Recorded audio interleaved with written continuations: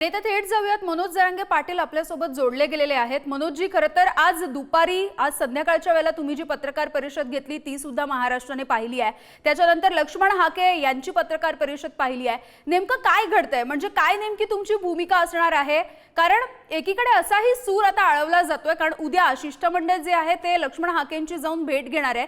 त्यांचं असं म्हणणं आहे की सगळे सोयरे विषयीची जी मागणी तुम्ही पहिल्या दिवसापासून लावून धरलेली आहे ती सगळे सोयरेची अंमलबजावणीच आता होऊ नये आणि हा आदेश आता रद्दबातल ठरवावा. नाही नाही ताई, आमची भूमिका स्पष्ट आहे ना. आम्ही कधी भूमिकेच्या बदललीच नाही. जातीय तेढ निर्माण झाला नाही पाहिजे ही पहिल्यापासूनची आमची भूमिका आहे. राज्यात शांतता राहिली पाहिजे ही पहिल्यापासूनची भूमिका आहे. आम्ही कधी कुठल्याही ओबीसी बांधवाला, गावखेड्यातल्या किंवा धनगर बांधवाला दुखवलेला नाही आतापर्यंत. आमची भूमिका स्पष्ट आहे. तर त्यांचीच काय मागणी आहे, काय भूमिका आहे हीच महाराष्ट्राला आणखी कळा. मराठ्यांच्या नोंदी सापडल्या त्या रद्द करा म्हणजे ही काय मागणी असते? आम्ही म्हणलो का मंडल कमिशननं 14% आरक्षण दिलं ते खोटं केलं, खोटं दिलं ते रद्द करा. मंडल कमिशननं 14% आरक्षण दिलं, मग ते 27%, 30% नंतर 32% झालं कसं? एकूण आरक्षण 52% झालं कसं? वरचं बोगस आरक्षण रद्द करा. मंडल कमिशननं तर 14% आरक्षण दिलंय. तुमची मागणीच काय कळा नाही. आम्ही म्हणलो आम्हाला काही मिळालं लागलं तर रद्द करा. सारथीला योजना दिल्या ते आम्हाला द्या, नाही तर मग त्यांचा रद्द करा. काही मागणी आहे? मराठ्यांच्या नोंदी निघाल्या त्या रद्द करा. मराठ्यांची सगळ्या त्वरित अंमलबजावणी रद्द करा. अरे तुमच्या काय मागण्या आहेत काय? उपोषणाला एक बसतंय शिष्टमंडळ मंत्र्यांचं, हे सगळं एवढ्या घडून आणतोय. बाकी कोणीही याला दोषी नाही. कोणचं आंदोलन करता नाही, गावखेड्यातला ओबीसी बांधव नाही. तुम्ही एवढी ताकद जरी आरक्षणासाठी लावली तर आतापर्यंत धनगर बांधवाला आरक्षण दिलं. आमच्या विरोधात बसायला एवढा द्वेष काय तुम्हाला? एवढा काय द्वेष? किती आमचं बोगस आणि तुमचं नाही खरंय का? मग काय बोलताय? आमचं 200-150 वर्षापूर्वीच आहे. 1884 नोंद येत आहे आमचं. त्यांना आता स्वातंत्र्य मिळाल्याच्या नंतर आरक्षण दिलं. मग आधीच आमचं नाही का? 1967 ला आरक्षण दिलं यांना. 90-89 ला मंडल कमिशनने यांना आरक्षण दिलं. ते खोटं नाही का? आमचं जर खोटं असेल तर आमचं तर ज्यावेळेस काहीच अस्तित्वात नव्हतं तेव्हापासून मनोजजी, तुम्ही ज्या नोंदींचा उल्लेख करताय, भुजबळांनी हीच मागणी केलेली आहे की ज्या खोट्या नोंदी झालेल्या आहेत त्या रद्द कराव्यात. आणि याच्या पुढे जाऊन भुजबळ असंही म्हणाले की 80% मराठा समाज हा या केवळ खोट्या नोंदी असल्यामुळे ओबीसीमध्ये आलेला आहे.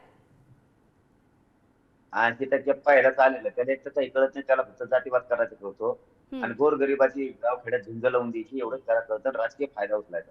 तेव्हा कवा बी कोणत्या पक्षात पोट टाकून बसलेलाच असते. इकडे गोरगरिबात फायदा घ्यायचा, राजकीय मलिदा तिकडे खात बसला. त्याच्या संग पोत असतं पुढं तिथे की तिथं बसत. त्याच्या पहिल्यापासून नादच आहे त्याला. ते लोकांच्या जीवावरती सत्ता भोगायची ती नाद आहे. काय कोणत्या खोट्या नोंदी तो मंडल कमिशनने दिलेला खरं आहे का? 14% दिल्यावर मंडल कमिशननं, त्याच्यानंतर 31%, 27% झालं कस काय? सांग ना. तुम्हाला तुमचं बोगस खाता जमत, आमचं खरं आहे. आमच्या नोंदी आहेत. नोंदी असून जर तो मला नाही म्हणतो, 83 क्रमांकाला मराठा आणि कुणबी एकच आहे. आम्ही नाही कायदा केला, सरकारनेच केला. सगळ्याच महिन्याची अंमलबजावणी का होऊ नये? काय मागण्यात काय तुमच्या हे मिळाला का ना आम्हाला? तुमच्या मागण्या काय आहेत? ही जी प्रमाणपत्रांची जी मागणी आहे, आता एकूणच जी बैठक पार पडली त्याच्यानंतर जेव्हा छगन भुजबळ बाहेर आले तेव्हा त्यांनी असं म्हटलं, बैठकीमध्ये मुख्यमंत्र्यांनी असं सांगितलंय की आता खोटी प्रमाणपत्र दिली जाणार नाहीत. याचा काय अर्थ घ्यायचा? म्हणजे आतापर्यंत खोटी प्रमाणपत्र दिली गेली असा अर्थ घ्यायचा? आता ते काय म्हणले मला नाही माहित, पण जर नोंद सापडली तर खोटी आहे का ती नोंद? म्हणजे रेकॉर्ड यांच्या जवळ, ऑफिस यांच्या जवळ, अधिकारी यांची, त्या रूमच्या चाव्या यांच्याकडेच, सरकार यांचं, पालकमंत्री यांचा, कलेक्टर यांचा, समिती यांची. आम्ही लिहिलं का तिथं आमच्या घरी आहे का गोडा? गोडा नाही का आमच्या घरी? म्हणून आम्ही रच्ची लिहिल्या म्हणे लागू करा म्हणलं. तुमच्या सरकारनं 57 लाख नोंदी सापडल्या, 57 लाख मराठ्यांना प्रमाणपत्र मिळाले पाहिजे. एक सुद्धा रद्द करायचं नाही, एक सुद्धा.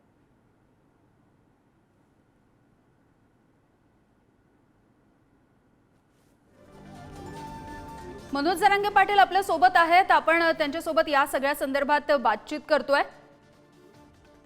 आमच्या नोंदी आहेत, मग आरक्षण द्यायला नकार का दिला जातोय हा प्रश्न जरांगे पाटील यांनी सुद्धा विचारलाय. भुजबळांना जातीयवाद करायचा असतो असंही जरांगे पाटील यांचा आरोप आहे.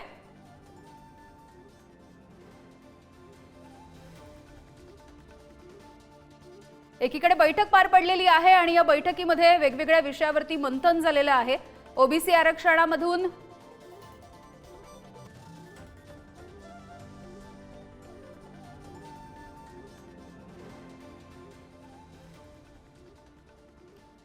तर मनोज जरांगे पाटील आपल्यासोबत बोलतायत. मनोज जी जी सरसकट ही जी मागणी तुम्ही पहिल्या दिवसापासून करताय, इतके महिने तुम्ही उपोषण करताय, ही सरसकट ही मागणीच नको असं आता ओबीसींचं म्हणणं आहे, म्हणजे छगन भुजबळांनी सांगितलंय. का नको ताई? मराठा आणि कुणबी एकच आहे. सांगा सरकारनं मराठा आणि कुणबी एकच आहे नाही असं तुम्ही सिद्ध करा. मराठा आणि कुणबी एक मी सिद्ध करून देतो. मराठा आणि कुणबी एक तुम्ही कसं सिद्ध केलं? मंडल कमिशन की 14% या 400 350 जातीला देता येतं. कसं सिद्ध केलं? तसं आम्ही सिद्ध करून देतो ना. मराठा आणि कुणबी एकच. म्हणजे तुमचं ते खरं आणि आमचं ते खोटं. मंडल कमिशनने 14% आरक्षण दिलं. 30% कसं झालं ते? येते समजता. फक्त आम्ही विरोध नाही केला. गोरगरिबाला खाऊ देतो आम्ही. आज आमच्या लेकराला खायची वेळ आली, तुम्ही विरोध करायला लागला. काय पटतंय तुम्हाला? लहान आणि मोठा भाऊ म्हणता स्वतःला. आणि हे कोणते विषारी डाव टाकता तुम्ही आमच्यावर? ते सगळं येवल्याचं काम आहे. ते काय करतो, लोकांना बसवितो, त्यांना फोनवर शिकितो आणि ते बिचारे बोलते. त्यामुळे आम्ही त्यांना विरोधक मानलेला नाही कोणालाच. आता बी कसं आंदोलन उभा केलं त्यांनी, काय केलं, आता मागणी का बरं ताई? मनोज जी या सरसकट या मागणीविषयी आता आपण बोलतोय, म्हणजे आपण भुजबळांनी केलेली मागणी सरसकट नको यावरती आपण बोललो, पण ज्यावेळेला तुमचं आंदोलन आणि उपोषण सुरू होतं त्यावेळेला गिरीश महाजन अनेक वेळेला तुम्हाला येऊन भेटले. आज गिरीश महाजन यांनी सांगितलेलं आहे की सरसकट ही जी गोष्ट आहे ती हायकोर्टामध्ये टिकणारी नाहीये. मग मंडल कमिशन वर 14% दिलेलं, 14%च्या नंतरच कसं काय राहिले तिथं? कशाच्या आधारावर दिलं? कोणता आयोग नेमला होता मंडल कमिशनच्या नंतर? मंडल कमिशनला कोणत्या अटी शर्ती घातल्या होत्या? त्या मंडल कमिशननं पूर्ण केल्यात का? मंडल कमिशनला मागा सिद्ध करायचं सांगितलं का? मंडल कमिशनला जनगणना करायची सांगितली होती का? मंडल कमिशनला ओबीसी यादी द्यायची सांगितली होती का? त्यांनी स्वतः दिलेत त्या दुसऱ्याच्या याद्या घेतल्या? इंग्रजांना केलेला सर्वे मंडल कमिशननं उचलून दिलाय का? जर तुम्हाला ते इंग्रजाचा सर्वे मान्य असेल तर 1884 आमचं गॅजेट का मान्य नाही? तुम्हाला तुमचं कसं मान्य आहे आणि आमचंच कसं काय मान्य नाही? जर 100 एकर जमीन आहे, त्या जमिनीमध्ये सगळा ओबीसी आहे, तिथं 2 एकर मराठ्यांची जमीन आहे, 7/12 आहे, आम्ही तुम्हाला द्या म्हणतो, तुम्ही आमच्या जमिनीला धक्का लागला. अरे तुमचं 98 एकर तुमच्या नावावर आहे ना, 2 एकर आमचं आहे ते. धक्का कसा लागला? तू खातोय वरबड घायचं लागली चौकून तुला. आमचं आम्हाला दे ना. आमच्या नोंदी आहेत ताई, स्वातंत्र्य मिळाल्याच्या नंतर यांना आरक्षण दिलंय. 67 ला एकदा दिलंय, 90 ला 89 90 ला एकदा दिलंय. आमचं 1884 पासून आहे. आम्ही ओबीसीत नाही जात, ओबीसी आमच्यात आलाय. पण आम्ही शांत राहिलो की नको आपला भाऊ खातोय. पण आज तुम्ही काय मागण्या करायला लागला? आमच्या नोंदी निघाल्यात त्या रद्द करा. मागणी तरी पटतील तुम्हाला? मागणी जिवंत आहे का तुमच्या? हो मनोज जी, ही जी सगळे सोयऱ्यांची जी मागणी आहे ती मागणी नेमकी कशासाठी असा प्रश्न विचारला जातोय. तुमची भूमिका काय आहे या सगळे सोयरे या टर्म बद्दलची? मराठा आणि कुणबी एकच आहे. ज्या मराठ्यांची नोंद सापडली त्या नोंदीच्या आधारावर नोंद न सापडलेल्या मराठ्यांना सुद्धा आरक्षण द्यायचे. याच्यासाठी सगळ्या सोयऱ्यांची अंमलबजावणी. सगळे सोयरे म्हणजे कोण? ज्याचं मराठा समाजात परंपरेनुसार पिढ्याना पार गण गोताच्या लग्नातल्या सोयरीचे जुळते ते सगळे सोयरे. मग आता इकडचा मराठा कुणबी आहे, त्याच्याकडे नोंद सापडली आणि इकडच्या मराठ्याकडे नाहीये. अरे पण त्यांचं लग्न सोयरीक होती ना, याचा अर्थ हा पण कुणबीच आहे. फक्त त्याची नोंद सापडली नाही म्हणून तो मराठा राहिलाय. मराठा कुणबी एक कसा सिद्ध करणार आहे? मग सांगा मला. मी सिद्ध करून देतो तुम्हाला मराठा आणि कुणबी एकच आहे. नंतर तुम्ही आम्हाला सांगा मराठा आणि कुणबी एक नाही. कसं सिद्ध करणार तुम्ही? काही बोलून कसं चालणार आहे? तुम्ही म्हणता सगळ्या सोयरीची अंमलबजावणी करता येणार नाही.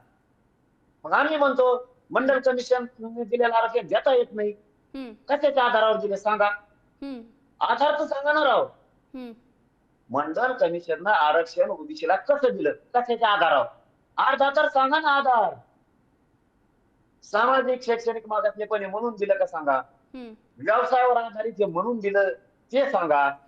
कशाच्या आधारावर दिलं? गरिबी आहे म्हणून दिलं ते सांगा. श्रीमंती आहे म्हणून दिलं ते सांगा. काहीतरी सांगा ना आम्हाला कशाच्या आधारावर दिलंय.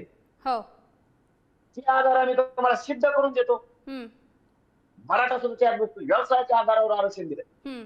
मराठ्यांचा व्यवसाय शेती आहे. विदर्भातल्या मराठ्यांना आरक्षण शेती करतात म्हणून. मग आमच्या इकडे मराठवाड्यातले, पश्चिम महाराष्ट्रातले, कोकणातले, मुंबईचे, खानदेशातले, इकडे काय समुद्र आहे का? इकडे का वाटी आणतो का आम्ही? इकडे शेतीच नाही, व्यवसाय कसंच नाही का आम्ही? जितकंच सांगा निकष मंडल कमिशननं यांना आरक्षण कशाच्या आधारावर दिलं बुवा? मागास सिद्ध आहे का काय आहे? का शैक्षणिक मागाशी आहे का गरीब आहे म्हणून दिलाय का श्रीमंत आहे म्हणून दिलाय का जातीच्या आधारावर दिलंय? काय कारण सांगा. तुमचं ते खरं आणि आमच्या ओरिजिनल होते. त्यावेळेस आमच्याकडं आम्ही हैदराबाद संस्थानमध्ये होतो. इकडे निजाम भाऊचं सरकार होतं. त्यावेळेस त्यांनी आधीच लिहून ठेवलेलं होतं. त्यांना माहित होतं का की 200 वर्षांनी मराठ्याला आरक्षण लागणार? निजाम भाऊ माहित होतं काय 200 वर्षांनी लागणार आहे? मराठ्याला म्हणून कोण बी लिहून टाका. त्यावेळेस व्यवसायानुसार त्यांनी लिहिलेलं होतं आणि त्याच देऊन देत आता हैदराबाद गॅजेटच्या सरकारला लागू करा. सरकारने ठामपणे सांगायला पाहिजे की त्यावेळेस त्यांना माहित नव्हतं पुढे आरक्षण लागणार. त्यांनी व्यवसायानुसार लिहिलेलं आहे. गॅजेट आम्हाला मराठवाड्याचं लागू करावं लागणार आहे. ते ओबीसी आरक्षणाचे ठाम सांगायला पाहिजे. जातीवाद बंद होतो. हे काय करते मनोजजी? खरं तर गेल्या 2-4 दिवसांपासून एकंदरीतच आपण राज्यभरामध्ये ज्या पद्धतीने आंदोलनं सुद्धा केली जात आहेत आणि उपोषण एका बाजूला सुरू आहे. आज तुम्ही असेल, लक्ष्मण हाके असेल, दोघांनी सुद्धा पत्रकार परिषदा घेतल्या. मात्र हा वाद कुठेतरी आता थांबायला हवा असं वाटत नाहीये का? म्हणजे हाकेंनी सुद्धा आजच्या पत्रकार परिषदेमधून असं म्हटलं की जर चर्चा करण्यासाठी मराठा आरक्षणाविषयी आणि ओबीसी आरक्षणाविषयी जर चर्चा करण्यासाठी सामोपचाराने मार्ग काढण्यासाठी कोणी येणार असेल तर आम्ही चर्चेला तयार आहोत. तुमची नेमकी यावरती काय प्रतिक्रिया आहे? चर्चेला कोणी जाऊ शकतंय का? आधी हेच सांगा ना वाद कवा केला? ते एवढं ना आम्ही बघा कोणाची सांगायची वेळ आली मला. आम्ही यांना विरोधक मानलं नाही, मी एकालाही दुखवलं नाही. तुम्ही पडळकर भाऊ असतील, ते शेंडके भाऊ असतील, ते तायवाडे भाऊ असतील, एकाही नेत्याला मी आतापर्यंत दुखवलं नाही. त्यांनी जे नाही ते भाषण केली. मी नाही दुखवलं कारण त्यांच्या वयाची मर्यादा मी ठेवली. त्यांच्या वयाचा सन्मान केला. शेवटी लहान मोठे भाऊ आहेत आणि गाव खेड्यातल्या एकाही ओबीसी बांधवाला, धनगर बांधवाला मी आतापर्यंत दुखवलं नाही. एकाही ना मुस्लिम बांधवाला ना दलित बांधवांना दुखवलं नाहीये. तो वादच मिटून देणार नाहीये. ते इतका कलाकार आहे. त्याच्याशिवाय त्याचं धुरण टेकत नाही. त्याची राजकीय पोळी भाजत नाही. ते फक्त डावं टाकतो. मनोजी, तुम्ही जे म्हणता ना की एकीकडे हा वाद रंगणार आहे किंवा एकीकडे ही रस्सी खेच असणार आहे, दोन्ही समाजामध्ये तेढ निर्माण होण्याचा प्रयत्न होणार आहे, म्हणजे तुम्ही दोघांनी जरी त्याबद्दल नाही केलं, तुम्ही दोघांनी जरी सामोपचाराने मार्ग काढायचा प्रयत्न केला तरी सुद्धा हे घडणार आहे आणि राजकारणी आपलं इप्सित साधण्याचा सुद्धा प्रयत्न करतील. त्यामुळे तुम्हाला हा शेवटचा प्रश्न आहे की शांतता राहावी आणि दोन्ही समाज गुण्यागोविंदाने जगावेत गावागावामध्ये जसं तुम्ही म्हणता, तर त्याच्यासाठी तुम्ही नेमकं काय करणार आहात? या शांततेचं आवाहन गेल्या इतक्या दिवसांमध्ये आम्ही ऐकलेलं आहे तुमच्याकडून, पुन्हा एकदा तुम्ही करणार का? तुम्हाला स्पष्ट सांगतो, वाद होणार नाही गावखेड्यात ओबीसी बांधवांचं. हे नेत्याचं स्ट्रक्चर हे घडून आणलेलं. याच्या बाहेर हे वातावरण जाणारच नाही. दुःखी नेते, दुःखी जे हवासापोटी करतात, मला सत्ता पाहिजे, मला सत्ता पाहिजे. जात मेले तर चालन, गोरगरीब मेले तर चालतील, ओबीसी मेले तरी चालतील, मला पाहिजे मी करणारे जे आहेत ना कधीच मिटून देणार नाही. बघा ना अजेंडा काय आंदोलनाचा, मराठ्याला विरोध करणे फक्त एवढा. आणि दुसरा ते एवढ्याच आहे, ते यांना सांगतोय, यांचा काही दोष नाही. आणि दुसरं शिष्टमंडळ बघा ना कोणाचं गेलंय. भारत स्वातंत्र्य झाल्यापासून पहिला असं शिष्टमंडळ. ठीक आहे मनोजी, तुमची भूमिका लक्षात आली. आमची सुद्धा हीच भूमिका आहे की प्रत्येकाला आपापल्या वाट्याचं व्यवस्थित मिळावं.